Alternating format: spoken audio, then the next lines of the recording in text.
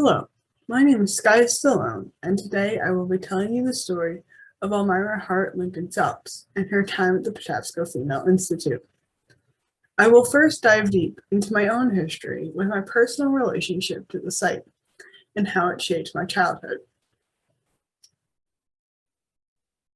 Then, the meat of the story, Miss Elmira Hart Lincoln Phelos. I will highlight both her teaching style and what transformation she brought to this institution. I will finish up with a short timeline and how the site is being used today. Despite Miss Phelps being a relatively small historical figure in the grand scheme of things, she was critical to early Maryland and the part it played in American history due to her approach to the education of girls. To begin, I'd like to tell you a bit about how I reached my topic. Throughout my childhood, I had always had a connection to the Patapsco Female Institute in Old Ellicott City. Whether I was there for a summer camp or for a school field trip, it seems, looking back, that it was always present in my life. These camps would later go on to influence me to pursue a career in archaeology, something I probably would not have considered without them. This continues to this day, and that can be seen through my progress on this project and my pursuit of a master's degree in archaeology. Of course, it was not only my childhood that drew me to the site. My main reason has to do with my volunteer work with the Howard County Heritage Program. Throughout the fall, I was able to wash, organize, and catalog artifacts found at the Patapsco Female Institute. I learned how to describe artifacts properly and prepare them for storage. This hands-on experience gave me insight that I might have received through other means. I would like to give both of my mentors, Kelly Palange and Caitlin Chamberlain, my thanks. My research led me to discover the story of Miss Elmira Hart Lincoln Phelos, a twice-married widow with a passion for botany. She was a major player during the school era, 1830s to 1860s, and served as president from 1841 to 1855. Phelps was a northerner that perhaps could be considered a feminist. She advocated for women to be educated in more masculine fields, such as science, and encouraged her students to pursue jobs in education. Phelps was also against the Southern Belle lifestyle, a way of life focused on beauty and fashion. Instead, she believed that women should focus on their studies in order to pass their knowledge down. As stated before, Miss Phelps had a strong passion for botany. This was passed on to her students. This can be seen in the numerous terracotta pot shards that have been found throughout the site. The school also boasted a sprawling garden where the students could learn hands-on. One student, named Angeline, described the gardens as such. The garden, which we see from our window, is very large and divided into squares by alleys which cross it at right angles. This design was due to Victorian norms, as the layout of the gardens and paths symbolized the order and control associated with the era. It would seem that she was the perfect teacher for this subject, as her book, Familiar Lectures on Botany, sold over 275,000 copies, and she received a membership for the American Association for the Advancement of Science. She was the second woman ever to receive such an award. Her award would not go unnoticed, as students came from all over the United States to learn from Miss Phelps.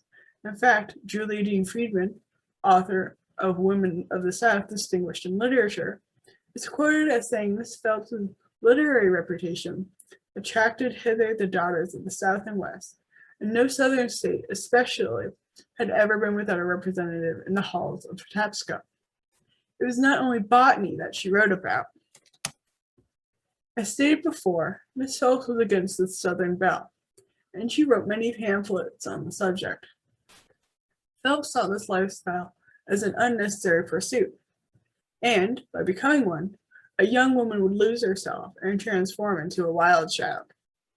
She believed that while becoming a belle could come with high social regard, it could also open up a young woman to the follies of life, and, as a result, the freshness of her youth would fade. By discouraging the Southern Belle lifestyle, Phelps hoped her students would create homes that served as spiritual safe havens from the outside world.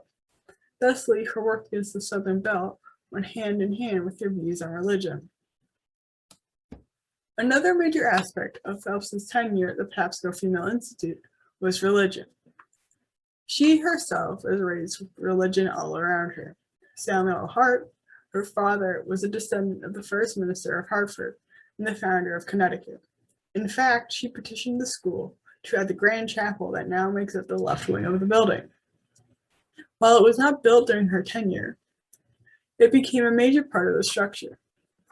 Religion played a major role in her tenure at the Patapsco Female Institute, as it affected not only her school policies, but also how the school was organized. Her school policies were focused on a positive transformation of her students into reliable young women. She allowed her parents to visit their children, but refused to let young men on property. This created a bubble of innocence, a New Eden, if you will. This ties back to her anti-Southern Belle rhetoric, and by separating these young women from men and their follies, her students could rise above distraction. The conduct list also exhibits this behavior. Its main purpose was to keep her students in line, and to make sure that they were responsible for their actions. Each week, a different student was given the title of monitor, and they were in charge of the list. At the end of the week, they would read out the faults of their fellow classmates, and those accused could plead their case. By improving their character through both religion and diverse subjects, Phelps' students would be able to pass on their knowledge to their communities and elevate them. Despite her surprisingly modern views on education, she had an anti-Civil War mindset and was overall pretty racist.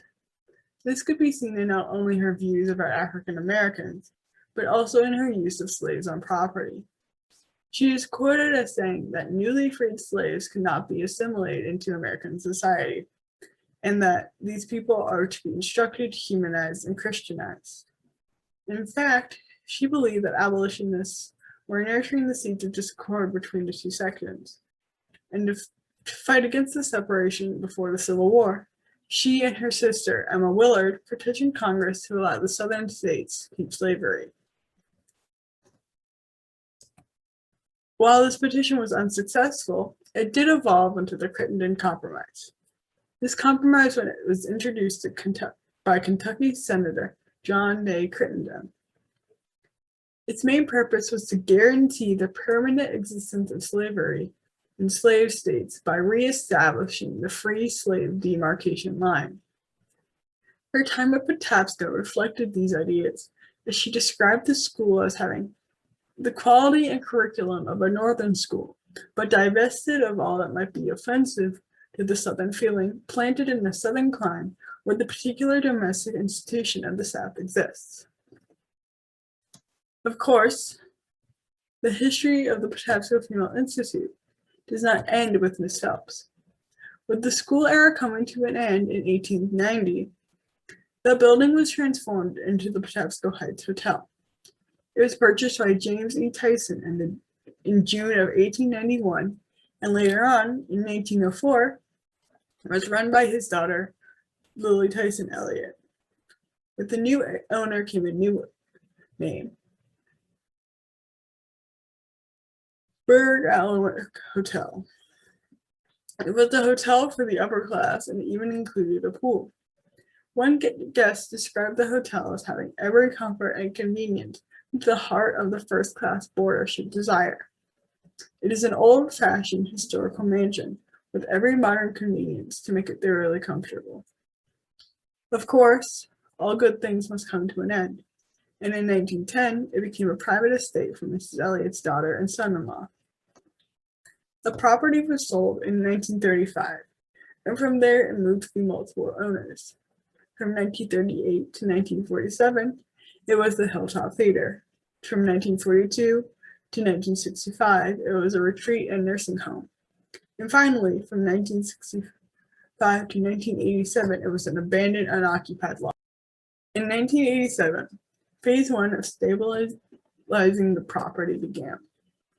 Due to the site's rich history, an archaeological excavation was critical. Once the site was safe, archaeological investigations began. This included mapping, shovel test pits, and excavations all over the property. This resulted in the discovery of over 30,000 artifacts. By 1995, the site was able to become a park and was dubbed the Patapsco Female Institute Historic Park. For the grand reopening on September 30th, there was a reenactment of Miss Phelps arriving to the school, followed by a celebration ceremony. Miss Elmira Lincoln Phelos was a woman who could not be summed up in one word. She planted the seeds for a new type of education, one that allowed for women to become more active members of their communities. Although it might not have been her intention at the time, she transformed women's education for the better. Through her, her students passed down their diverse new ideas that would bring about a progressive future. But she did not only bring positive change. She too supported the bigotry of the South and fought against the Civil War. Her time at the Patapsco Female Institute could be viewed as hypocritical, as she did not believe in equality herself. Despite her potential feminist views on women's education, she had no interest in challenging societal norms. Her work against the Southern Belle shows this clearly. A woman of her time, Elmira Lincoln Phelos did what she could to give her students a better future in a time where women could do little.